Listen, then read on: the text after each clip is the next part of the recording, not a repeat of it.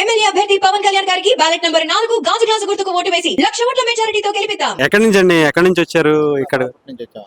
బాపట్ల నుంచి ఇక్కడికి ఏంటి ఇది? అంటే ఈ వెహికల్ వేసుకుని వచ్చారు ఇక్కడికి? ఇదే వెహికల్ అన్న. ఎందుకేనండి అంత? దేని గురించి? అంటే పవన్ కళ్యాణ్ గారు గెలిపించుకోవాలి. పవన్ కళ్యాణ్ గారు అసెంబ్లీలోకి వస్తే గత 20 సంవత్సరాల క్రితం అసెంబ్లీ ఎలా ఉందో ఇప్పుడు 2024లో అసెంబ్లీ అలా ఉండిద్ది. ప్రజలు చూస్తానికి కూడా అసెంబ్లీలో మన కొత్తగా అధికార పక్షం ఏమి చేయలేదు, ప్రతిపక్షం ఏమి చేస్తుంది, ఏమి చేయాలి అనే విధానంలో తెలియచేస్తారు. ఆ ఒక విషయాన్ని కూడా మన పవన్ కళ్యాణ్ గారికే సాధ్యం అని చెప్పి ఆలోచనతో. ఎందుకని అంత అభిమానం పవన్ కళ్యాణ్ గారి మీద? ఇక్కడి వరకు వచ్చి ఆయన గెలిపించాలి అని చెప్పి ఇక్కడ ప్రజలకి చెప్పే అంత అభిమానం ఎందుకని అన్న? మరి పవన్ కళ్యాణ్ గారు మా ఒక్క దివ్యాంగులు ఎవరైతే ఉన్నారో వారందరూ కూడా, మరి ఆయన ఏ ఒక్క నాయకుడు కూడా కాదు, ఇంకా నాయకుడుగా ఎమ్మెల్యేగా కూడా గెలవపోయినా కూడా ఆయన ఏం చేశాడంటే దివ్యాంగులకి క్రీడలకు కానీ ఆర్థిక సహాయం కానీ, మరి ప్రతి ఒక్కసారి నిన్న కూడా దివ్యాంగుల గురించి మాట్లాడాడు. ఎస్సీ ఎస్టీల కన్నా బలమైన చట్టాన్ని దివ్యాంగులకు తీసుకొచ్చి వాళ్ళ యొక్క బాధలు నాకు తెలుసు అని చెప్పన్నాడు. అలాంటి మహానుభావుడికి చేయటం, మరి భగవంతుడు కనపడ్డు, పవన్ కళ్యాణ్ కనపడతాడు. ఆయన్ని కానీ అసెంబ్లీలో తీసుకెళ్తే రాష్ట్ర ప్రజలు కానీ, రాష్ట్రంలో ఉన్న యువత కానీ, మరి రాష్ట్రానికి కంపెనీలు వచ్చి ఒక మంచి రాష్ట్రం ఒక గుర్తింపుగా వచ్చిద్దని చెప్పి ఒక ఆలోచనతో నేను ఆయనకి కూడా పని చేయడానికి వారం రోజులు వచ్చానన్న. అంటే పిఠాపురం ప్రజలకు ఏం చెప్తారు?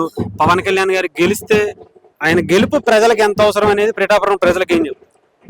మరి పిఠాపురంలో ఉన్న ప్రజలందరికీ, అదేవిధంగా పిఠాపురంలో ఉన్న నా ఒక్క దివ్యాంగుల అన్నదమ్ముళ్ళు, అక్క చెల్లెలు, పెద్దవారు అందరూ కూడా తెలియజేసే విధంగా పిఠాపురంలో పవన్ కళ్యాణ్ గారిని గెలిపించుకుంటే, పవన్ కళ్యాణ్ గారు ఇక్కడ నామినేషన్ చేస్తున్నా, ఇక్కడ నేను నిలబడుతున్నానంటేనే పిఠాపురంలో ఉన్న డెవలప్మెంట్, మరి పిఠాపురంలో ప్రతి ఒక్క చిల్లర కొట్టు కూడా ఈ రోజున బాగా సాగుతుంది. అలాగే పవన్ కళ్యాణ్ గారు ఇక్కడ ఎమ్మెల్యేగా గెలిస్తే ఆయన పిఠాపురాన్ని బాగా డెవలప్ చేస్తాడు, ఒక గుర్తింపుగా చేస్తాడు. ఆయన సొంత డబ్బులతోనే పిఠాపురాన్ని డెవలప్ చేస్తాడు, మరి స్టేట్లో గుర్తుండే మార్గంగా పనిచేసి పెడతాడు. ఈసారి ఇది 2 రోజులు ఉండబోతున్నారు, గెలిచే వరకు ఆయన ఇక్కడ, అదే ఎలక్షన్స్ అయ్యే వరకు ఇక్కడ ఉంటారు మీరు?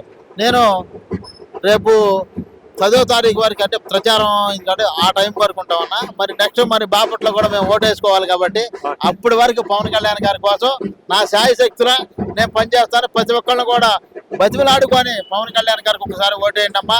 మా ఒక్క దివ్యాంగులు మరి ఆశలు కూడా, మరి కూటమి అభ్యర్థిగా కూడా, మరి మన చంద్రబాబు నాయుడు కూడా అన్నాడు దివ్యాంగులు అందరూ కూడా 6,000 రూపాయలు పెన్షన్ ఇవ్వాలన్నాడు. జగన్మోహన్ రెడ్డి 5 సంవత్సరాలు అయినా కూడా రూపాయి కూడా పెంచలా. 95,000 మంది వికలాంగులు పెన్షన్ తీసేశాడు. దివ్యాంగులు పెళ్లి కానికి ఇస్తానని చెప్పి, ఎలాంటి కండిషన్ లేకుండా ఇస్తానని చెప్పి మొన్న ఇద్దరికీ 10వ తరగతి పాస్ అవ్వాలని పెట్టాడు. మళ్ళీ ఇలాంటి నాయకుడికి వేయాలా?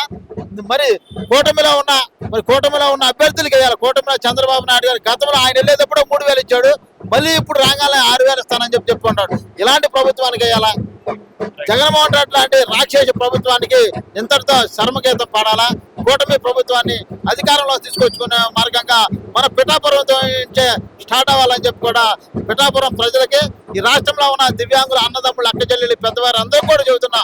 మరి ఈ రోజు నుంచి కూడా బ్యాలెట్ ఓట్లు వేస్తున్నారు. బ్యాలెట్ ఓట్లు, ఆ ఒక్క బ్యాలెట్ ఓట్లో మీ అందరూ కూడా మన ఒక జనసేన పార్టీ ఆడ నిలబడితే ఆడ ఆజు గ్లాస్ గుర్తు, మరి తెలుగుదేశం ఆడ నిలబడితే ఆడ సైకిల్ గుర్తు, బీజేపీ ఆడ నిలబడితే ఆడ కమలం గుర్తు ఓటేసి మన ఒక కూటమిని గెలిపించుకునే మార్గంగా మనం అందరం కూడా ఆలోచన చేయాలని చెప్పి మరీ తెలియజేస్తూ, జై జనసేన, పవన్ కళ్యాణ్ గారి నాయకత్వం, పవన్ కళ్యాణ్ గారి నాయకత్వం.